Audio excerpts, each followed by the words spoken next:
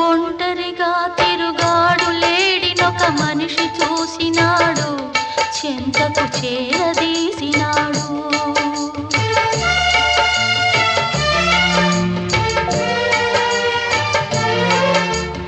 అభమో శుభమో తెలియని లేడి అతనిని నమ్మింది, తన హృదయం పరిచింది. ఆ తరు